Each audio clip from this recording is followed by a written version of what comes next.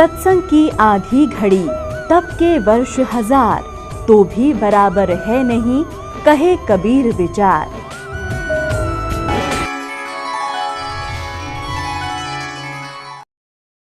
जो भक्ति नहीं कर रही है, आप जी को धर्मराज के दरबार में, न्यायाधीश के दरबार में खड़ा कर दिया जाएगा, जो काल का न्यायाधीश है, और वहाँ जाकर के आपसे पूछेंगे कि भाई निकाल क्या लाया गठड़ी में, दिखा तेरा परस, कितनी माया इकट्ठी करके लाया तू। जो पूंजी लेकर गया था मनुष्य के श्वासों की, अब दिखा कितना कमा के लाया। फिर ये नीचे को मुंह कर लेगा ऐसे। पुण्यात्मा, ये जब मनुष्य शरीर छूट जाता है उस समय इस प्राणी के साथ ऐसे बीतती है जैसे सौपन में क्या देखते हैं कई बार एक गरीब व्यक्ति, और क्या देखता कि कार में बैठा जा रहा है। एक बताया था व्यक्ति, कहने लगा मैं आज सपने में ऐसा देखा कि जैसे कार में बैठा हूँ और कार चला रहा हूँ, और ब्रेक लगाया, आगे एकदम कोई ऐसी स्थिति आगे ब्रेक लगाया, जोर से पैर मारा, और रजाई फटी हुई थी उसकी, उस रजाई में का पैर आर पार हो गया। फिर वह आँख खुल गई, यानी निंद्रा भंग होगी, देखो होता है, वो पैर छोड़ दिया। फिर जब सौपन टूटा तो देखा ना कार और कुछ भी नहीं, और वो सपने में देख रहा खूब जोर दे, उसका पेटा है ना भर रहा। तो कहते हैं आज जो सुविधाएं आपके पास हैं, और जिस समय ये आपकी शरीर छूट जाएगा उस समय आपका सपना सा टूटेगा, और यम के दूत बाजू पकड़ रहे होंगे, वो पाँव जरा होगा टूटी हुई रजाई में, और कहेंगे चल बच्चा। अब उसका विश्वास सा नहीं बनता कि बेटा था, मेरी बेटी थी, कार थी, कोठी थी, कहाँ थी, चल अब बताएंगे तरीके थी। यहाँ बताते हैं कि ये सौपन जब टूट जाता है, जब इसका समझ में आ कुछ भी ना था, मैं तो वैसे ही दुखी हो रहा था कार में, कदे ब्रेक लाऊं था, कदे गियर बदलूं था, और था कुछ भी को नहीं। तो ये जो आज आप देख रहे हो, जब सपना टूटेगा, आपका मृत्यु होगी, आपको ऐसा लगेगा अरे के था, कौन सा बेटा, कहाँ बेटी, कहाँ कोठी, कुछ भी नहीं था। अब समझ लेना सपने के बाद आपको क्या प्राप्त होता है, याद रह जाती है वो। तो धर्मराज के दरबार में जा करके इसको खड़ा कर दिया जाता है। फिर वो पूछता भाई निकाल, उसको तो मालूम तो होता ही है सारा। तो फिर वो क्या बहाना मिलाता है, क्योंकि उसको याद आ जाती है कि मैं वायदा करके गया था भगवान से, हे परमात्मा जे ईब के मनुष्य शरीर मुझे मिल जावे तो मैं सदा भगवान याद करूँगा, पेट के लिए थोड़ा बहुत कार्य भी करूँगा, लेकिन ज़्यादा समय मालिक तेरी याद में बिताऊँगा। अब मुझे सब याद आ गया है। उस समय उसको पिछले पुण्यों जन्म जन्मांतरों के सारे दुख याद आ जाते हैं, और जब ये मनुष्य शरीर प्राप्त करके वहाँ से चलता है, इसको बार बार समझाया जाता है कि अब के गलती मत करना। तो ये कहता नहीं जी, पीछे गलती बनी सो बनी, आगे नहीं करूँगा। माँ के गर्भ में भी इसको याद रहता है। माँ के गर्भ से बाहर आते ही इसके ऊपर तीनों गुणों का ऐसा एकदम प्रभाव बन जाता है, ये सब भूल जाता, अचेत हो जाती आत्मा। इसको नए सिरे से पढ़ाई कराई जाती है, ये तेरा चाचा, ये तेरी चाची, ये माता, ये पिता, ये बुआ या माँ, ऐसे, और नए सिरे से इसको पढ़ाया जाता है। अब जब तक हम सत्संग में नहीं आते और सतगुरु नहीं मिलते, नकली संतों के सत्संग से भी लाभ नहीं, क्योंकि उनके पास ना नाम ना ज्ञान। उद्देश्य उनका अवश्य है कि हम सत्संग सुनावा, लेकिन सत्संग है ही नहीं उनके पास। आपने सुना था सत्संग में, आपको दिखाया था कल परसों, कल भी दिखाया था कि ये राधा स्वामी पंथ के प्रवर्तक श्री शिवदयाल जी की सारवचन वार्तिक, उसमें क्या लिखा है, इनका सतनाम का पता नहीं न है क्या चीज़। कही तो सतनाम हमारी जाति है, सतनाम सचखंड है, सतनाम सार शब्द है, सतनाम सतपुरुष है, सतनाम सतलोक है, और सार नाम भी यही है, सतनाम भी यही है। तो ये सत्संग है इनके। करोड़ों व्यक्ति वहाँ अपना जीवन नष्ट कर रहे हैं। तो सतगुरु के दरबार में आने से आपको ये ज्ञान होता है।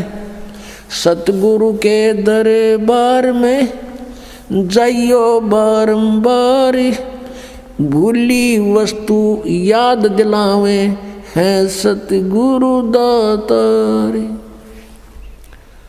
भूली वस्तु लखा देवे हैं सतगुरु दातार। हम जिस वस्तु को भूल चुके थे उसकी फिर याद दिलाई जाती है। अब नकली गुरुओं के पास यदि याद भी दिला दें तो भगवान की भक्ति करो तो उनके पास वो ट्रीटमेंट नहीं, उपचार नहीं, मोक्ष मार्ग नहीं उनके पास, तो उनका ज्ञान भी व्यर्थ। पहले तो ज्ञान है ही नहीं, लेकिन इतना तो अवश्य बता देता है आम संत कि भगवान की भक्ति करनी चाहिए। मनुष्य शरीर बार बार नहीं मिलता, ना उन्हें परमात्मा का पता, ना उनको परमात्मा के पाने की विधि का ज्ञान, तो वो सत्संग भी सुना ना सुना बराबर। अब क्या बताते हैं, जब ये प्राणी दरबार में खड़ा होता, धर्मराज के दरबार में,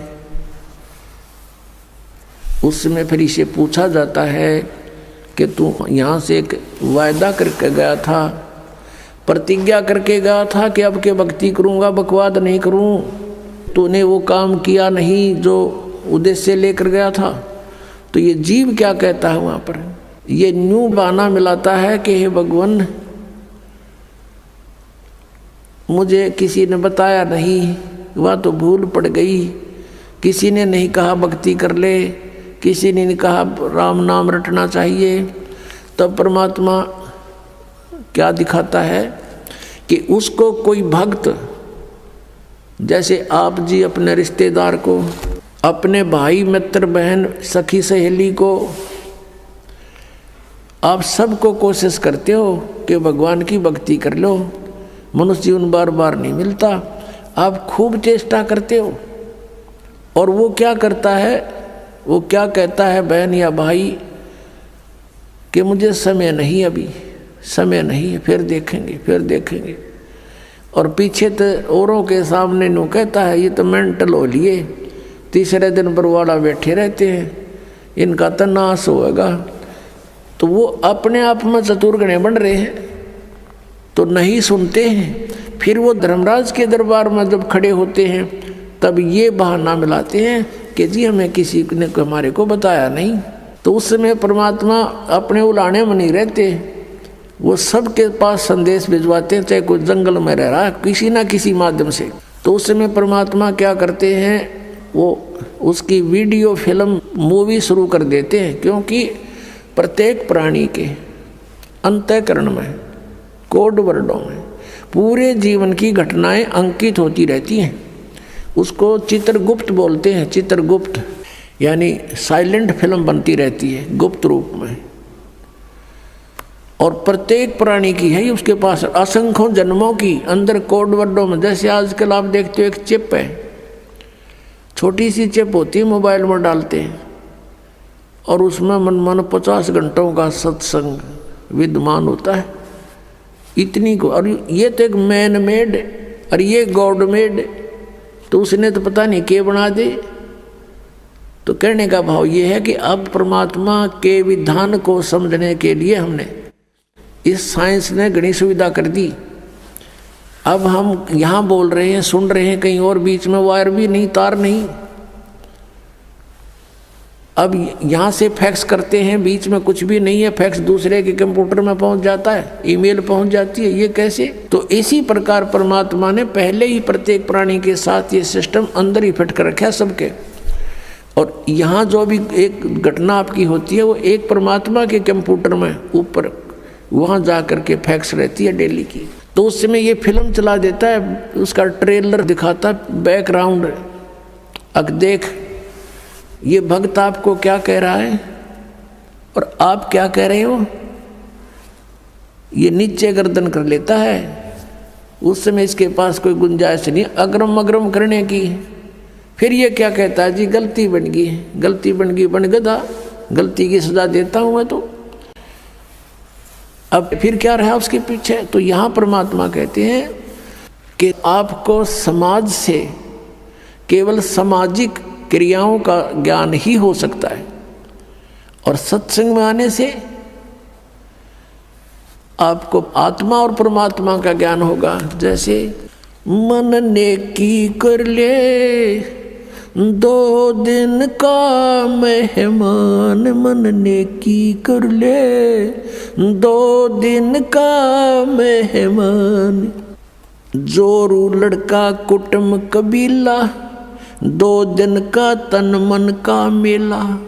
जोरू लड़का कुटुम कबीला 2 दिन का तन मन का मेला।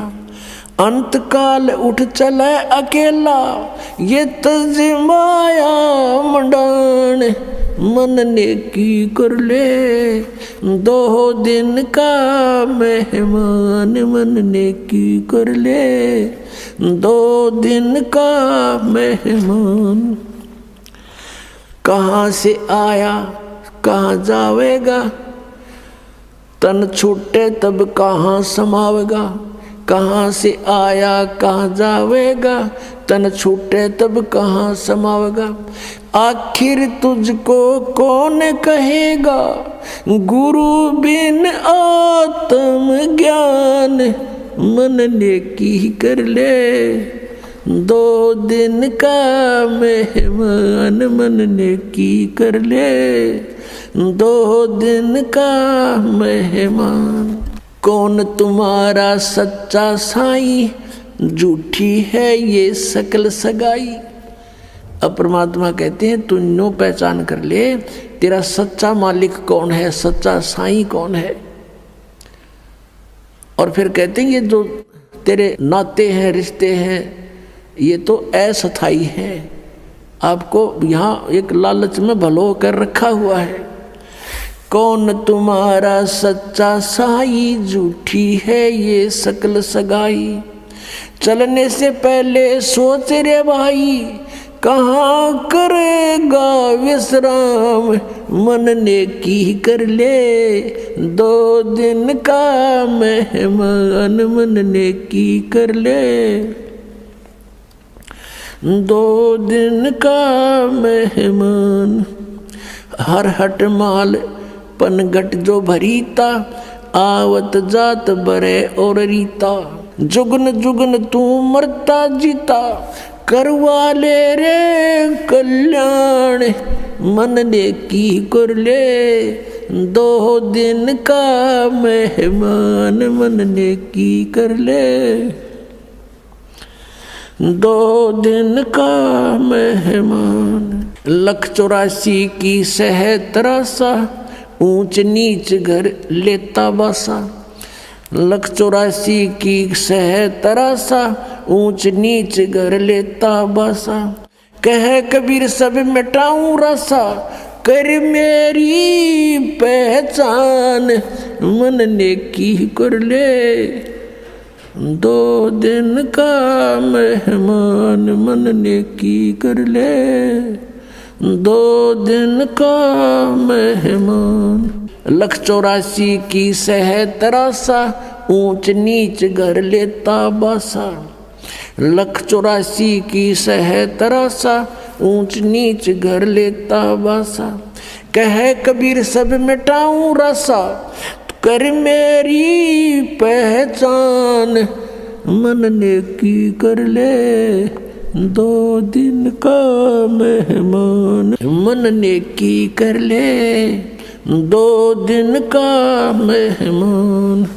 अपना आत्माओं, हम बहुत ही अनजान हो चुके हैं, भगवान से दूर हो लिए, और हम इस काल के इन नकली चोचलों में घने रंगे जा चुके हैं। हम अपने परमात्मा को पहचान नहीं पा रहे। अब परमात्मा आए, आप देखोगे इतना मोटा कबीर सागर है, कबीर साहब की वाणी। कबीर साखी न्यारी रहेगी, कबीर बीज लगता है। और कबीर साहब की शब्दावली न्यारी। तो उस परमात्मा का उद्देश्य क्या था इतना थूक बिलोने का? क्योंकि वो हमारा पिता है और वो चाहता है कि अपने बच्चों को मैं ऐसा ज्ञान दे दूं ये मुझे पहचान लें, और परमात्मा को ना पहचान कर हम इस काल के जाल में असंख्य युगों से फंसे हुए हैं। अब इसमें क्या बताया है कि मन नेकी कर ले तो 2 दिन का मेहमान। इस संसारिक सुख को संपत्ति को जोड़ने में अपना जीवन नष्ट ना करे, और जो तुझे मिलना है वो निर्धारित कर रखा पहले ही, इससे कम नहीं रहेगा, ज़्यादा नहीं मिलेगा तुझे। हम भगवान के विधान को भूल के और दुखी हो रहे हैं। हम किसी का कोई मान ले 2 पैसे कमा रहा है तो ईर्ष्या बनती है कि ये क्यों कमा रहा है, फिर होड़ बनती है मैं भी कमाऊं, और आप कमाने लगे उसमें घाटा पड़ गया तो फिर दूसरा तरीका अपना होगा, कोई चोरी ठगी मिलावट का रिश्वत का, फिर उसका कितना भयंकर दुख उठाएगा। तो कहने का भाव ये है कि इस तरह की जो पीड़ाएं हमें हो रही हैं बिना ज्ञान के हो रही है। अब भगवान आकर के हमें क्या बताता है कि तेरी पत्नी और पुत्र, जोरू लड़का और ये कुटुंब कबीला, ये 2 दिन का तेरे तन मन का मेला, और अंत समय उठ चले अकेला। ये तज माया मंडान जो तूने बैंक बैलेंस बना दिए, माया के ढेर लगा रखे हैं, 1 सेकंड में छोड़ कर चला जाएगा। इसने पता नहीं किस पर दुरुपयोग करेंगे तेरे पुत्र, और दंड तने भोगना पड़ेगा जो इसे पाप से पैसा जोड़ा। और फिर क्या बताते हैं, कहाँ से आया कहाँ जावेगा, तन छूटे तब कहाँ समाओगा। अरे हम घर से चलते हैं, जिस दिन किसी कारण से हम दूर देश जाना होता है दूसरे शहर में, तो जाने से पहले रात को रुकने की व्यवस्था कर लेते हैं कि कहाँ पर रुकेंगे, कुछ ना कुछ सोच के चलते हैं। चाहे ये सोच कर चलें होटल में रहेंगे, या ये सोच कर चलें कि वहाँ धर्मशाला में रहेंगे, या कोई मित्र रिश्तेदार का कोई एड्रेस ले लेते हैं। और संसार छोड़कर चलते हैं हम, कोई एड्रेस लेकर नहीं चलते, ना कोई व्यवस्था पैसे जेब में लेकर चलते कि वहाँ कुछ आगे जरूरत पड़ेगी। तो शरीर छोड़कर जाने के लिए जो करेंसी हमने ले जानी होती है वो पहले से ही उसके चेंज करानी पड़ती है करेंसी को। अब ये चेंज यहाँ पर वाला आश्रम में होती है और कहीं नहीं हो सकती, क्योंकि उनकी साधनाएं शास्त्र विरुद्ध हैं। और यहाँ पर है आप धर्म पुण्य करते हो, ये आपकी करेंसी चेंज होगी, ये यहाँ तो आवेगी, और इसका जब यहाँ संसार छोड़कर जाओगे आपको आगे रखी पाओगी आपकी उस बैंक में, भगवान वाले में। तो क्या बताते, कहाँ से आया कहाँ जावेगा, कहाँ से आए थे तुम कोई पता नहीं, और शरीर छोड़ के फिर कहाँ जाएगा पता नहीं।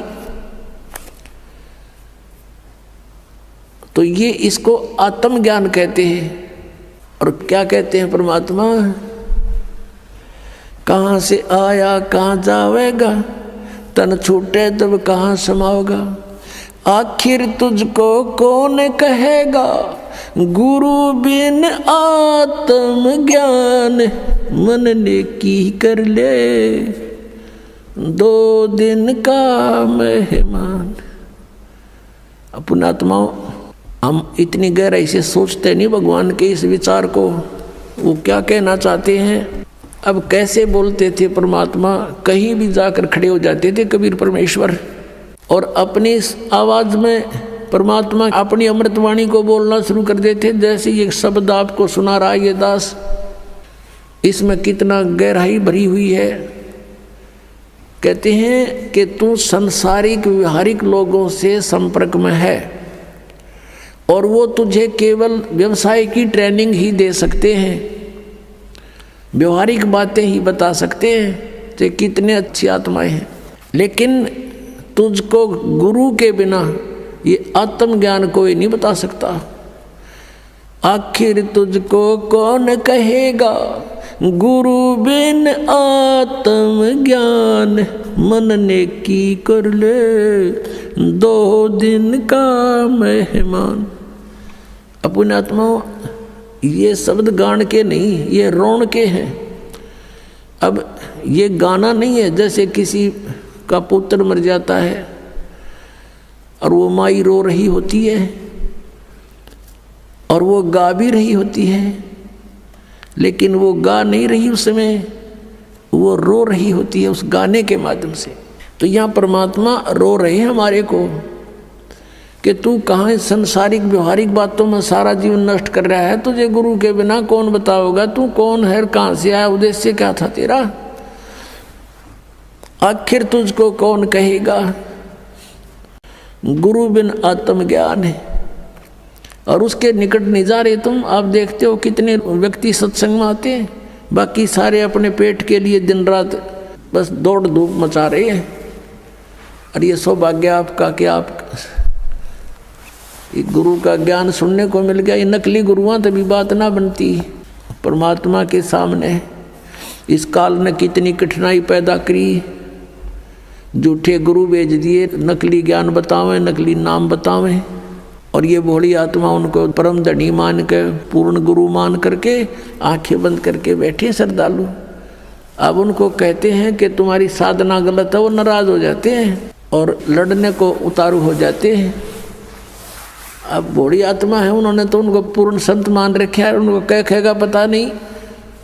तो पुण्यात्माओं, यदि आप किसी मार्ग पर जा रहे हो, आगे से आपको कोई कहता कि मार्ग ठीक नहीं आपका, तो बुद्धिमान व्यक्ति को वहाँ रुक जाना चाहिए, उसकी बातों पर कुछ जोर देना चाहिए, उसके साथ झगड़ा नहीं करा कि तू झूठ क्यों बोला है, क्यों गलत बता रहा है मेरे मार्ग को। इसमें लड़न की बात से भाई, अगर आपको कॉन्फिडेंस है कि मैं सही जा रहा हूँ तो चला गया, नहीं इसने जैसा कहा उसको आपको बता दिया भी अगर रास्ता ठीक नहीं तेरा यूँ, तो उसके साथ झगड़ा नहीं करना होता। कोई भी ना करता ऐसे तो, बल्कि विचार करता आदमी कि सचमुच इसने क्यों ऐसा कहा, भाई पता तो करें, कारण पूछे, फिर वो कारण बतावे, उससे ना यकीन हो दूसरे तो पूछे, तीसरे तो पूछे, तो जब फाइनल हो जाए उस मार्ग पर फिर चलना चाहिए।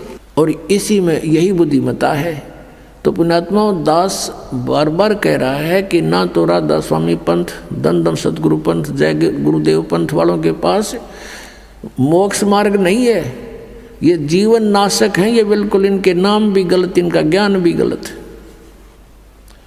और इनके प्रवर्तक की आपको दिखा दी तो शिवदयाल जी की के दुर्गति हुई कमरा, शिवदयाल जी की मरने के बाद वो भूत बन गया और वो बलोचिस्तानी सामस्ताना खेमामल जी इंजेक्शन रिएक्शन से मृत्यु होगी। और एक और हुए उनके बाबूजी साहब, उसकी हिस्ट्री पढ़ लो तो वो कितने जन थे भुगत का मरा। अब क्या बताते हैं परमात्मा, कहते संशय शोक सराय में सूतक दिन राती, और जीवित जग में जूती पड़े फिर जम तोड़े छाती। यहाँ बिरान मैटी हो ले गया संसार में, वो भूत बन के बुक्की में बोला है। और आगे कहते जम तोड़े छाती, यम के दूत बकल तारेंगे। अब क्या बता रहे हैं परमात्मा कि यो सौदा फिरना ही संतो, यो सौदा फिरना ही, ये लोहे जैसा ताव जात है काया देश राही, और तीन लोक और भवन चतुर्दश सब जग सौदे आही। फिर बताते हैं कि ये दम टूटे पिंडा फूटे लेखा दरगाह माही, उस दरगाह में मार पड़ेगी त्रियम पकड़ेंगे बाही। वहाँ पर ना किसी की पेश चले, चाहे कोई राष्ट्रपति है, मृत्यु होने के बाद यम के दूत उसको गिरफ्त कर लेते हैं तुरंत और वहाँ खड़ा कर देते हैं दरबार के अंदर। एक उदाहरण बताया परमात्मा ने अपनी वाणी में कि एक प्रियव्रत नाम का राजा था, उसने पहले तो तप किया, तप से उसको राज्य प्राप्त हुआ, और जब राज्य का समय पूरा हुआ तो यम के दूत पकड़ कर ले गए उसको, धर्मराज के दरबार में खड़ा कर दिया। यम के दूत जब लेने आए प्रियव्रत को, उसने कहा कि मुझे कुछ सांस और दे दो जीने के लिए। उसका बहुत लंबी आयु थी, बहुत लंबी आयु तक उसने राज्य किया था और फिर भी जीने की आशा थी। कहा यम के दूतों से कि मुझे कुछ और सांस दे दो। यम के दूत कहने लगे खबरदार, दे तूने सांस लिया तो तेरे श्वास पूरे हो चुके हैं, चलो। धर्मराज के दरबार में लेकर गए, वहाँ उसका अकाउंट बताया गया कि इतने वर्ष तूने तप किया था, उसके प्रतिफल में इतने वर्ष तूने राज्य कर लिया। अब बता कुछ करके लाया आगे के लिए। अब वहाँ तो सब पता होता है, उसकी जेब में पता लग जाता है कितना सामान है। कहने लगा जी नहीं, तकसीर होगी। कहने लगे इसका काला मुंह करो। अब प्रियव्रत कहता है मेरा काला मुंह क्यों किया जाता है, राजा था पूरी पृथ्वी का। तो धर्मराज ने कहा कि भक्ति के लिए भेजा था, भक्ति करे नहीं डले डोए। और फिर वो प्रियव्रत कहता गलती बन गई। धर्मराज कहता मैं तो गलती की सजा देता हूँ, जाओ पशु की योनि में जा राजा, अब गधा राजा बन जा। परमात्मा कहते हैं कबीर हरि के नाम बिना ये राजा रसब हो, रसब माने गधा, और मट्टी लदे को मार के और घास न डाले कोई। अपने आत्माओं वो परमात्मा कितने दयालु हमें कितनी कितनी वाणी बोल करके बता रहे हैं, और साथ में ये भी बता रहे हैं कि तू मुझे पहचान ले, तेरा सब झंझट खत्म कर दूंगा, ये रास्ता खत्म कर दूंगा जन्म और मृत्यु का। तो पुणात्माओं कहते हैं उस दरगाह में मार पड़ेगी, यम पकड़ेंगे बाही, जा दिन की वो डर नहीं लागे, लज्जा रहे एक नाही। फिर क्या बताते हैं कि नर नारायण देह पातू फिर 84 जाही। परमात्मा जैसा शरीर मनुष्य का आपको मिला है, परमात्मा का ऐसा ही मनुष्य सदृश शरीर है, इसलिए परमेश्वर को भी पुरुष कहते हैं। और उस पुरुष ने मनुष्य को अपना शरीर दिया है तो मनुष्य को भी पुरुष बोलते हैं। तो क्या बताते हैं कि परमात्मा का जो मटेरियल है शरीर का वो हमारे जैसा नहीं है। असनाविरम शुक्रम अकायम, असनाविरम, उसका शरीर माता पिता के योग से बने शुक्र का नहीं है, उसकी शरीर में नाड़ी आदि का व्यवस्था नहीं है, वो स्वयंभू है, परिभू है, वो कबीर मनीषी है, सप्रियागात है, सबसे प्रथम देहधारी वही परमात्मा है। अब क्या बताते हैं कि नर नारायण देह पाकर तू फिर 84 जाही, कुल परिवार तेरा सकल कबीला मसलत एक ठराई, बांध पिंजड़ी आगे धर लिया मरगट को ले जाही। मृत्यु होते ही कुल के लोग इकट्ठे हो जाएंगे और उसी समय कहेंगे उठाओ इसको, उठाओ जल्दी करो, और उसी समय उठा के कहते बांध पिंजड़ी आगे धर लिया मरगट को ले जाई, और अग्नि लगा दिया जद लंबा फूक दिया उस ठाई। अब शरीर तो फूक दिया, अब आगे फिर इन नकली गुरुओं ने एक और नया प्रोसेस शुरू करा दिया। कहते हैं पुराण उठा फिर पंडित आए, गुरुजी आगे और पीछे गरुड़ पढ़ाई। तेरा गजब भैया। परमात्मा कहते हैं जो मरने वाला मर गया और अब उसके उपलक्ष्य में गरुड़ का पाठ करा रहे हो तुम। अब गरुड़ पुराण में बहुत ही ऐसी बातें हैं जो जीव ने पहले पढ़ लेनी चाहिए। उसमें लिखा है कि एक ने ऐसा जुल्म किया था, उसका बेटा मर गया, उसने ऐसा अपराध किया था, उसकी आंखें फूट गई। एक ने ऐसा अपराध करते थे, उसके हाथ कटते हैं। यम के दूत आते हैं जो भक्ति नहीं करते, सच्ची भक्ति नहीं करते, उनको पकड़ कर ले जाते हैं जो दान धर्म नहीं करते। और आगे क्या देखते हैं कि ऐसी गर्म जमीन के ऊपर से ले जाते हैं नंगे पैरों उसको।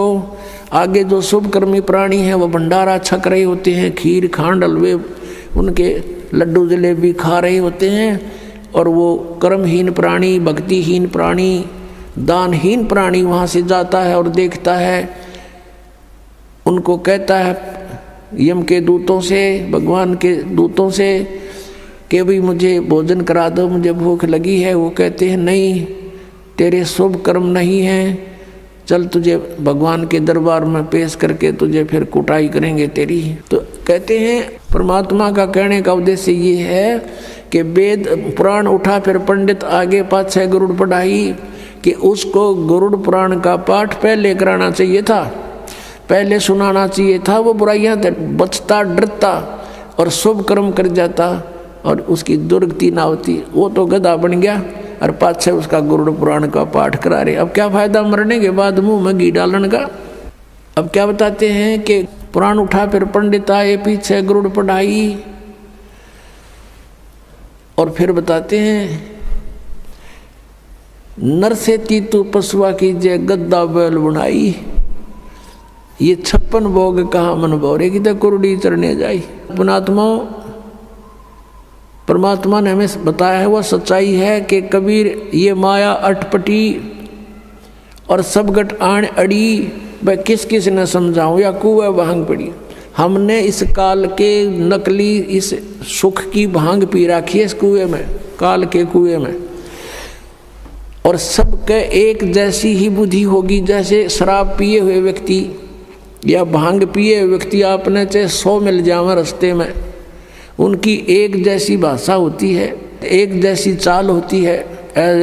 लटक दे किधर पैर टेके किधर इधर जावे, बोल रहे तो और में बोलेंगे। तो किसी ने बात करके देख लो, जिन्होंने नशा कर रखा वो एक जैसी भाषा जानते हैं। तो हम सभी को इस काल ने भांग प्या रखी है झूठे सुख की, और सभी हम इसी में इतने मस्त हो रहे हैं। और यहाँ परमात्मा याद दिलाते हैं जिसकी भांग उतर जाएगी। एक व्यक्ति शराब पिए पड़ा था और ऐसी गंदे स्थान पर गिरा हुआ था, फिर उसको उठा कर लाए घर वाले, और सुबह फिर नहा धोकर वो गया ना, उसका छोटा लड़का बताता है साथ में, पापा शाम ना आप यहाँ पड़े थे? वो कहता मैं यहाँ था, आके यहाँ पड़ा थे तुम? बता। शराबी ने बेटा ने कहा पापा रात को आप यहाँ पड़े थे, और फिर वो कह रहे तेरा के जो ये इधर बहुत बुढ़ी जगह है। अब जब पड़ा था उन्हें टिट्टी पा गया था, जब उसको इस बात का पता नहीं था तो इसी गंदे स्थान पर पड़ा है। तो हम आज जिस स्थान में रह रहे हैं ये ऐसी स्थिति में रख रखे हमारे को, और जब यह भांग उतरेगी आपकी, आपका ताला बेली लाग जाएगी, अंतःकरण में उचाटी पैदा हो जाएगी। अब क्या है, इस काल ने तो हमारे को बुरी तरह फंसा रखा। पुण्यात्मा सच कर मान लेना, पहले तो दुख में पीड़ रखा, अब परमात्मा के दरबार में आओगे आपको सुख होगा, और सुख में फिर आपने सोचोगे ठीक काम चल रहा है, अरे थोड़े दिन में फिर भूल पड़ने लग जाएगी। तो इसके लिए परमात्मा कहते हैं सुख के माथे पत्थर पड़ो, नाम हृदय से जावे, बलिहारी उस दुख के जो पल पल नाम रटावे। अब कबीर साहब कहते हैं आपने ये धारणा बनानी चाहिए कि आग लगाई से सुख का जिससे भगवान की भूल पड़े। ये भगवान ऐसा सुख भी ना देना जिससे आपकी भूल पड़े, ऐसा दुख भी दिए रखना परमात्मा। धन्य है वो दुख जिससे आप याद आओ, आपके ऊपर कष्ट आए, आपने सब जगह ट्राई की, नहीं बात बनी, आप यहाँ भी ट्राई करने आए हैं कुछ तो, और यहाँ तो यह बात पक्की बनेगी जब मन में आपने सच्चे दिल तो भक्ति की और नाम ले लिया था। मर्यादा रखनी पड़ेगी, तो फिर आपको ये सुख तो होंगे ही होंगे, लेकिन इन ही सुखों तक सीमित मत रहना। यहाँ आने वाले को एक आगाह किया जाता है कि बरुवाला आश्रम आने से पहले आप केवल दुख निवारण कराने के लिए उद्देश्य लेकर मत आना। यहाँ उद्देश्य लेकर आओ कि हमने जन्म मृत्यु के कैर से बचना है। उसके साथ ये तो आपको फ्री ऑफ कॉस्ट रूंगे में दिए जाते हैं। रूंगे में ये जो संसारिक सुख हैं, आपके कष्ट निवारण है तो रूंगे में दिए जाते हैं। ये हमारा बिजनेस नहीं है, यहाँ हमारा उद्देश्य नहीं है। अब जैसे पहले समय में गाँव में कोई ये सब्जी बेचने आया करते और कोई फल फ्रूट भी बेचने आते थे, तो वो कैसे सौदा करा करती थी हमारी दादी। उस समय ऐसे सौदे हुआ करते थे जैसे गेहूं का बेला भर लेगी और उसकी तराजू में डाल दिया, और वो उसको कणक के कोई 2 बार कोई 1.5 बार ऐसा उसके बदले में 2 बार जैसे सब्जी तोल दी गेहूं के बदले में। वो तो ले लिया जो लेना था माई ने, वो जो सौदा करना था वो तो कर लिया। उस गेहूं के 1 बेले यानी 1 किलो के बदले में 2 किलो 2 बार तोल ली वह सब्जी, जो उसका रेट था वो ले लिया। फिर नो क्या करती, भाई रूंगा और दे, रूंगा मीन फ्री ऑफ कॉस्ट। वो फिर 1-2 और आलू घेर देती, नो कह ना भाई और दे, वो 1-2 और घेर देता, उसको रूंगा बोला करते, रूंगा। तो यहाँ कहने का भाव ये है कि जो असली सौदा है वो तो आपका जन्म और मृत्यु का दुख बटेगा यहाँ पर। और जो ये संसारी छोटे मोटे कष्ट आपके ऊपर हैं, कोई घाटे बाधे के दुख हैं, ये तो रूंगे में दिए जाएंगे यहाँ पर आपको, रूंगे में, फ्री में। ये सौदा नहीं हमारा, ये तो आप डिमांड करते हो इसलिए ठा के दे दिए 2 आलू खा लो। तो ये जो आपके ऊपर जो कष्ट आए हैं, कोई प्रेत बाधा है या कोई किसी ने श्राप कर रखा है, कोई घायल गलवा रखी है या कोई पाप कर्म प्रारब्ध का दंड है, ये तो रूंगे में काटेंगे कबीर भगवान। आपका असली रोग तो जो है जन्म और मृत्यु का है। अब क्या बताते हैं, नर से तीतू पशुआ की जय गद्दा बैल बनाई, ये 56 भोग कहाँ मन बोरे कि तकुरेड़ी चरणे जाई। पुणात्माओं, हमने इस काल के इस झूठे सुख की भांग घनी पी रखी है और हमारा आज यकीन ना होता कि हम गधे भी बनेंगे और हम कुत्ते गधे सुअर बनेंगे और वो आहार करेंगे जो आज वर्तमान में कुत्ते गधे कर रहे हैं। उसके लिए याद दिलाते हैं, सुखदेव ने 84 भुगती बना पजावे खरवो, तेरी क्या बुनियाद पुरानी तू पेंडा पंथ पकड़े वो। कहते सुखदेव जैसे ऋषि ने 84 लाख प्राणियों के शरीरों में कष्ट भोगना पड़ा। सुखदेव ने 84 भुगती बना पजावे खरवो, और तेरी क्या बुनियाद पुरानी तू पेंडा पंथ पकड़वो। कि सुखदेव ने 84 भुगती, गधा बन गया पजावे पे। पजावा होता है यहाँ पर, पजावा होता है जैसे कुम्हार लगाते थे पहले, उसमें ईंटें पकाते थे और ईंटों के पकाने के बाद जो राख बचती थी उसके ऊपर ही और लगा देते थे। उसको कहीं डालने की जगह नहीं होती थी उनके पास, उसके ऊपर ही फिर दूसरी वर्ष लगा लेते थे, फिर तीसरे वर्ष ऐसे। तो बहुत ऊंचा ढेर हो जाता था। और गधे पे नीचे से कच्ची ईंटें डालते हैं उसके कमर के थैले पे, और नीचे से कच्ची ईंटें ले जाते हैं, कच्ची उतारते, पक्की फटाफट ठोक देते हैं उसके ऊपर और फिर देकर डंडा नीचे को धक्का दे देते हैं। 1 सेकंड की भी उसके पास समय नहीं है, नीचे से भी लद्दा जाता है, ऊपर से भी लद्दा आता है और कमर टूट जाती है गधे की। और शाम को आहार करने के लिए कहाँ जाता है, कुर्डियों पर यानी बाहर मैदान में, वहाँ खाता है, फिर चारा भी बाहर चर के आता है और सेवा को मार की करता है। और फिर टूटी कमर पर जख्म हो जाता है, उसको कौवे नोचते हैं। उसी जख्म के ऊपर आते ही कुम्हार जो कानू वो थैला रख देता है और ईंटें भर के फटाफट उसको स्टार्ट कर देता है, लेकर लठ।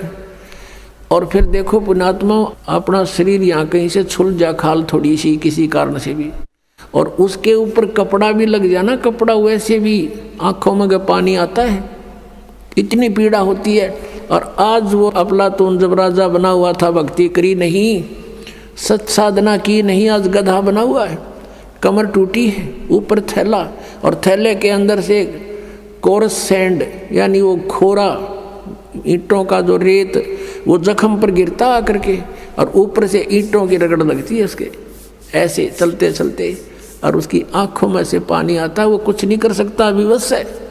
अपनात्मा पहले तो हम भी ऐसे ही थे, अब परमात्मा की दया से आत्मा निर्मल हुई, ये बातें याद आती हैं तो भी शरीर कांप जाता है। और एक बार नहीं, असंख्यों बार, एक बार नहीं असंख्यों बार ये कष्ट उठाए हमने। अपनात्मा आपको कितना राहत होने जा रही है, कितना लाभ होने जा रहा है, आप नहीं समझ सकते इसको। और हम कितना कष्ट उठा चुके हैं असंख्यों बार। ये तो एक बार के गधे का एक दिन की बता रहे हैं, ये कष्ट एक दिन में ऐसा होता है, और एक गधे का जीवन कितना है। अब इसलिए बताते हैं सतगुरु के उपदेश का, जय सतगुरु की संगत करते सकल कर्म कट जाई, अमरपुरी पर आसन होते जहां धूप ना छाई। यदि सतगुरु की संगत करते, शरण में आ जाते, ये नकली सतगुरुओं की नहीं बात बनती। तो कहते हैं ये कैसा दुख आपके ऊपर हो रहा है, किस प्रकार बाईपास निकालेंगे संत। अब कितने दुख होते हैं प्राणी पर। आध्यात्मिक मार्ग को आध्यात्मिक घटनाओं से ही तोला जाता है। किसी के कहने मात्र से नहीं। आपको दिखाते हैं कि इतिहास, एक पुण्यात्मा का उसके ऊपर कितनी आपदाएं आई, और जो धन आपको प्राप्त होने जा रहा है, जो ज्ञान और भक्ति और विधान आपको मिलने जा रहा है, उससे आपको कितना बेनिफिट होगा, कितना राहत मिलेगी। अब परमात्मा कहते हैं धर्मदास तो ये लाख दुहाई, और ये सार शब्द की दबार न जाई। आज तक जो परमात्मा ने इस तत्व ज्ञान को और इस तत्व नाम को, सार नाम को, असली मंत्र को छुपा के रखा हुआ था, क्योंकि सतयुग त्रेता द्वापर में ये प्राणी दुखी नहीं होता, और पिछले पुण्य कर्म इसके घने साथ होते हैं, जिस कारण से कोई भी कुछ भी साधना भक्ति कर रहा होता है उसमें भी वो सुखी रहता है। वो ये सोचता है मुझे इस साधना से ये सुख प्राप्त है। इस कारण से सतयुग त्रेता द्वापर में परमात्मा ने काल को छूट दे दी थी। इसने प्रार्थना की करके मांगा था और कह दिया था ठीक है भाई, 3 युगों में हम नहीं ले जाएंगे प्राणी, और चौथे युग कलयुग में हम ले जाएंगे। तो कलयुग से पहले का कोई इतिहास दिखा दो, कोई मुसलमान न्यारा बना हो, या ईसाई अलग बना हो, या कोई जैनी अलग बना हो। हम वेदों अनुसार साधना करते रहे, एक ही हमारा इतिहास था। वर्ण केवल कर्म आधार से थे। अब कलयुग में देख ले हमारे अंदर कितनी इसने फूट डाल दी। कोई हिंदू बनाया, कोई मुसलमान बनाया, कोई ईसाई बनाया, कोई सिख बनाया, कोई कुछ बना दिए, हमें अलग अलग पाट दिया। इसको डर था कि कलयुग में परमात्मा से वायदा हुआ है वो आएंगे या अपना कोई दास भेजेंगे अपनी शक्ति देकर, तो उस समय तक ऐसा कर दो इन प्राणियों को ये कति कंडम हो जाए, एक दूसरे के शत्रु हो जाए, कोई एक दूसरे की साधना को गलत बता दे तो मरना तैयार हो जाए। ऐसे समय में परमात्मा ने ये स्टार्ट किया है। लेकिन ये बुद्धिहीनता हमारी, मान ले मैं आपके मार्ग को गलत बता रहा हूँ और आपको कॉन्फिडेंस है सही है, तो मेरी बातें ना सुनो, इसमें झगड़े की क्या बात है। तो ये एक काल ही करवाता है। लेकिन अब परमात्मा की मेहर होगी अपने बच्चों पर, समाज शिक्षित है, सब इतिहास हमारे पास है, हमारे सदग्रंथ प्रत्येक धर्म के, प्रत्येक धर्म वालों के पास है। अरदास उसमें बताओगे ऐसा लिखा, आप खोल कर देख लेना, बात समझ में आ जाएगी। तो अभी तक हम सतगुरु ना मिलने से कितना कष्ट उठाया। सतगुरु के उपदेश का लाया एक विचारे, जय सतगुरु मिलते नहीं फिर जाते नरक दुआरे। नरक द्वार में दूत सब करते खेचा ताने, उनसे कभू ना छूटता फिर फिरता चारों खानी। ओहे चार खानी में भरमता कबू न लगता पारे, सो फेरा सब मिट गया मेरे सतगुरु के उपकारे। 7 समंदर की मसी करूं और लेखनी करूं बन राय, धरती का कागज करूं गुरु गुण लिखे न जाए। अब आपको दिखाते हैं कि इतिहास के सतगुरु ना मिलने से साधना भी कर रहे हैं, उनकी भी दुर्गति होती है। आओ जैन धर्म को जाने, एक पुस्तक है देखिएगा, इसके लेखक हैं प्रवीण चंद्र जैन M.A. शास्त्री। ये देखिएगा, ये इनके मंत्र हैं ओम अरम नमः। अरम हम देते वो नाम है, ये हरियम राम, ये तो राम हो गया। आओ जैन धर्म को जाने, लेखक प्रवीण चंद्र जैन M.A. शास्त्री, जम्बूद्वीप हस्तिनापुर, और प्रकाशक हैं श्रीमती सुनीता जैन, जम्बूद्वीप हस्तिनापुर मेरठ। इसके 294 पृष्ठ पर आपको पढ़ाते हैं। आओ जैन धर्म को जाने, ये तो है पुस्तक का नाम, विशेष प्रकरण, और 293 पृष्ठ पे प्रश्न है श्री महावीर भगवान के अन्य कौन कौन से नाम हैं। उत्तर है 5 अन्य नाम हैं, वीर, अतिवीर, सम्मति, महावीर और वर्धमान, एवं वर्धमान। आइए अब हम उन श्रद्धालुओं के अनुभव जानते हैं जो जगत गुरु तत्वदर्शी संत रामपाल जी महाराज जी से दीक्षा प्राप्त कर चुके हैं तथा उनके द्वारा बताए गए भक्ति मार्ग पर चल रहे हैं। नमस्कार सर। सर साहिब जी। सर क्या नाम है आपका? कन्हैया दास। कन्हैया जी, आप कहाँ के रहने वाले हैं? जी मैं लिबासपुर दिल्ली से हूँ। सर संत रामपाल जी महाराज से नाम दीक्षा आपने कब ली? 1/3/2014 में। सर, संत रामपाल जी महाराज से नाम दीक्षा लेने से पहले आप क्या भक्ति साधनाएं करते थे?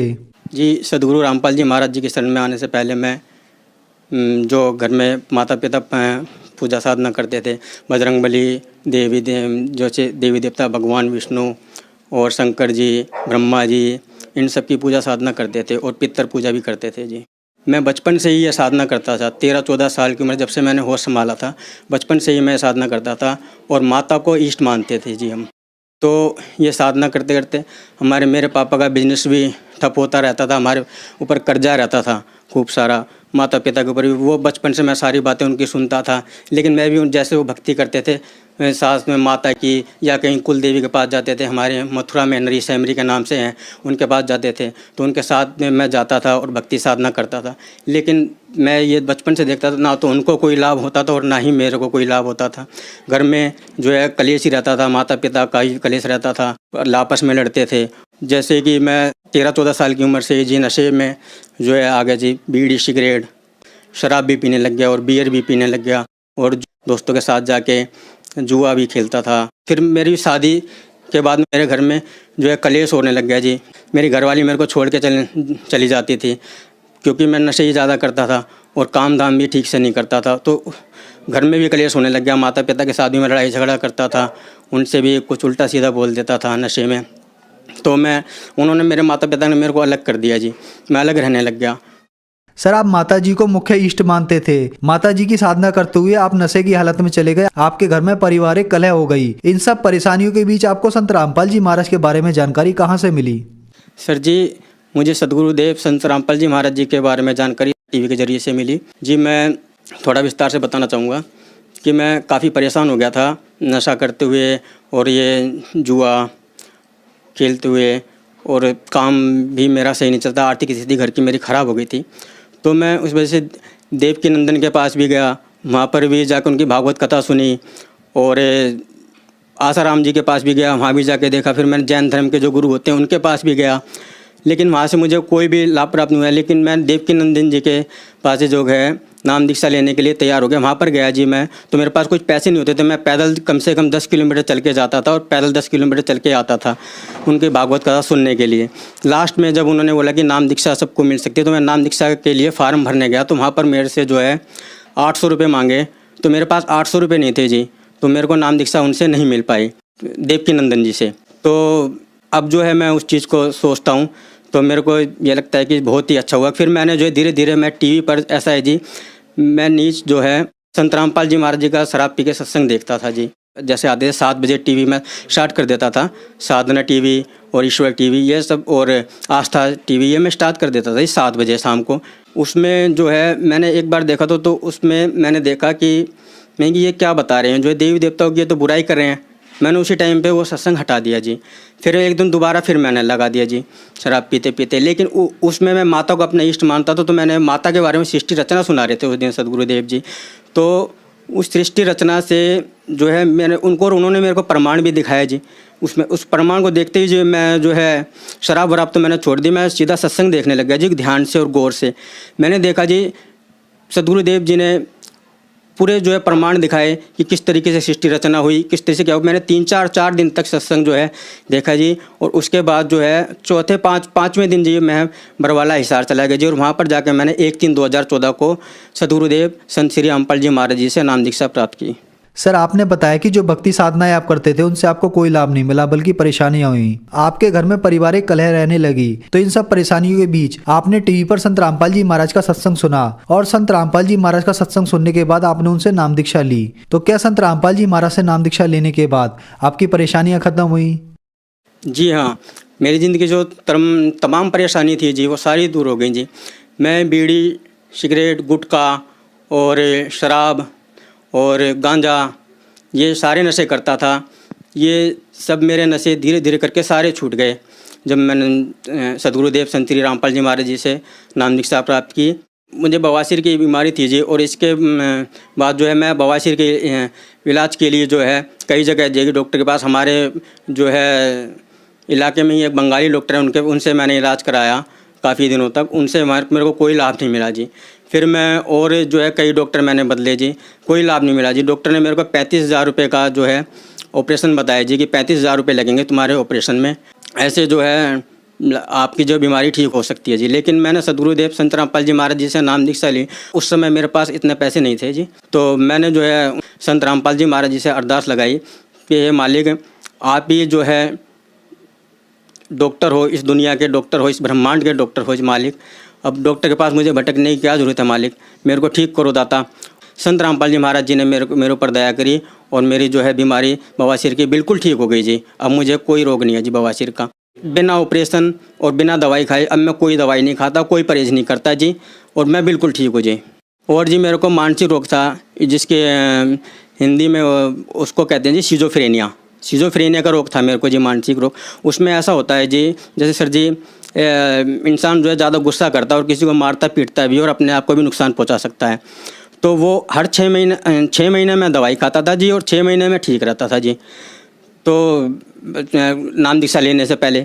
लेकिन जब से मैंने नाम दीक्षा ली है सदगुरुदेव जी से, संत रामपाल जी महाराज जी से, जब से मेरी वो बीमारी बिल्कुल ही ठीक हो गई। और अब मेरे को 4 साल हो गए जी नाम दीक्षा लिए हुए।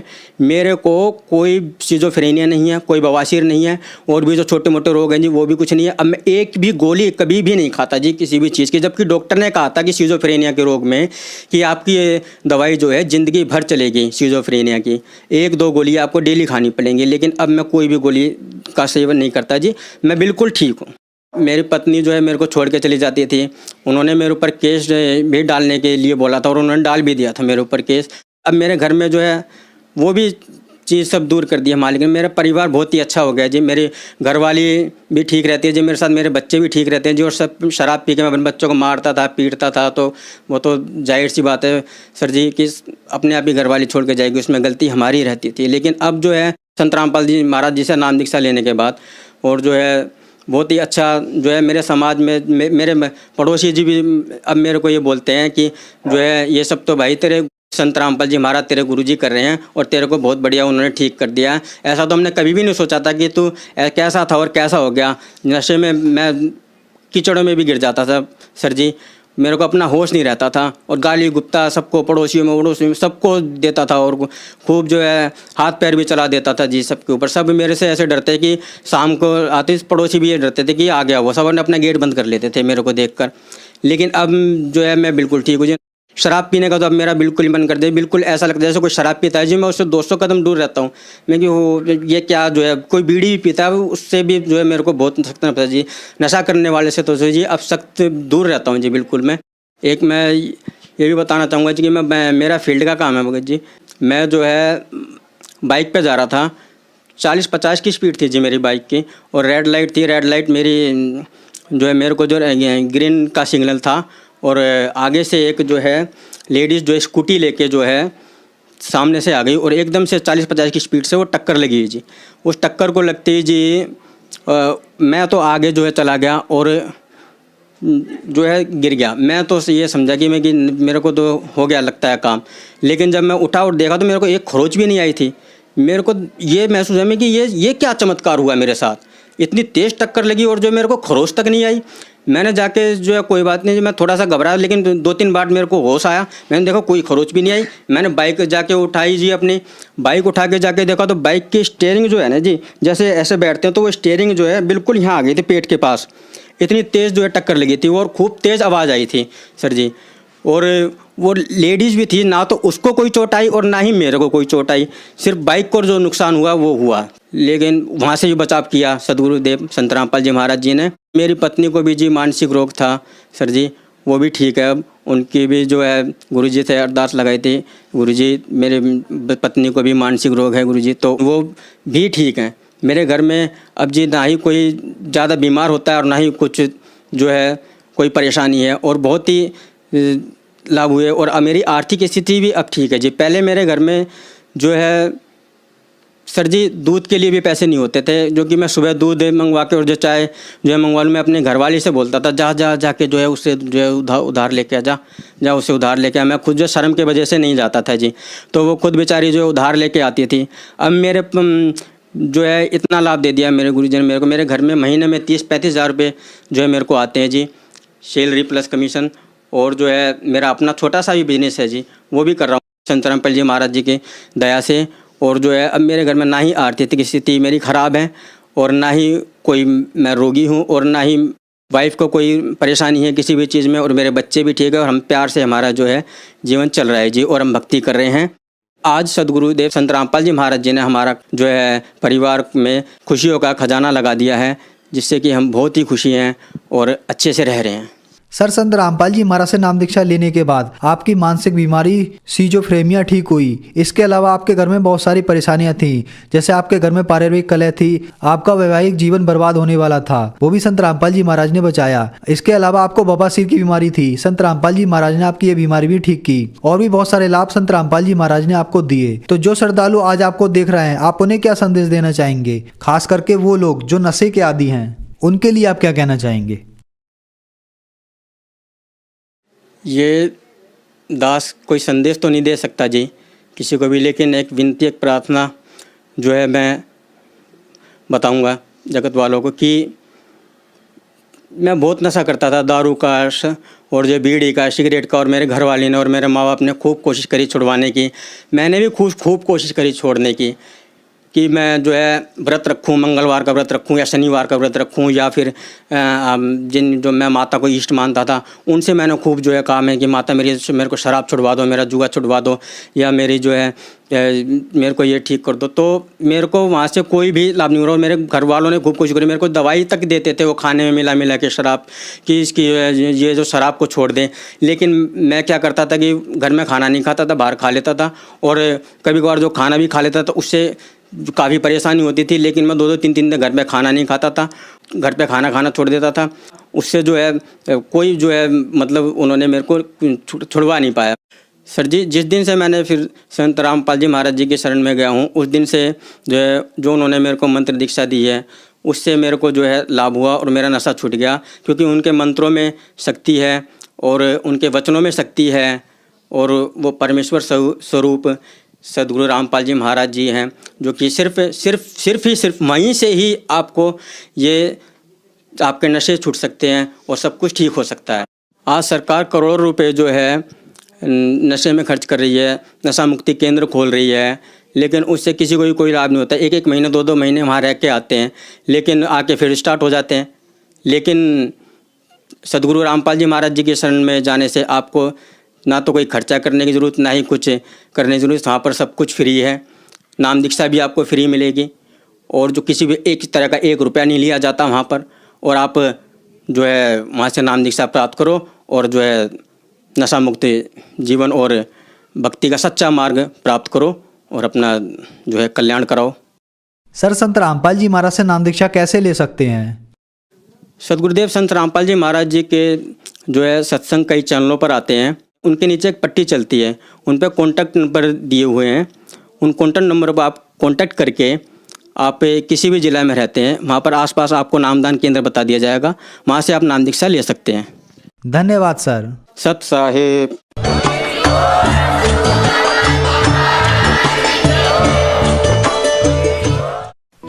आप सुन रहे थे जगत गुरु तत्वदर्शी संत रामपाल जी महाराज के मंगल प्रवचन। अधिक जानकारी के लिए संपर्क करें